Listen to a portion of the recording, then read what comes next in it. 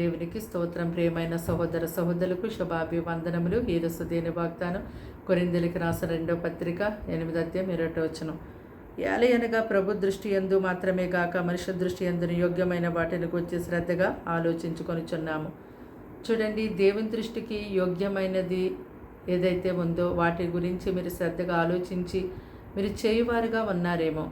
మంచిది. దేవుని యొక్క సేవ పరిచయ విషయంలో దేవుడు ఆజ్ఞాపించినటువంటి వాటన్నిటినీ కూడా ఎంతో జాగ్రత్తగా, ఆసక్తితో, ఇష్టంతో ఆయన పనులను మీరు చేస్తూ ఉన్నారేమో. అలాగే మనుషుల దృష్టికి కూడా యోగ్యమైనది ఏంటో తెలుసుకొని వాటిని కూడా మీరు చేయువారిగా ఉండాలి.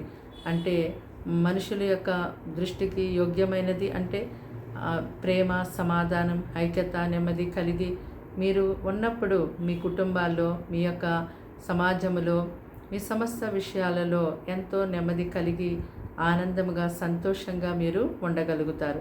ప్రార్థన. దేవానికి వందనములు, స్తోత్రాలు, స్తుతులు చెల్లిస్తున్నాం తండ్రి. ఈ మాటలు వింటున్న నీ బిడ్డల్ని రక్తంతో కడిగి ముట్టి స్వస్థపరచండి, బలపరచండి. వారికి, వారింటి వారికి రక్షణ ఇవ్వండి.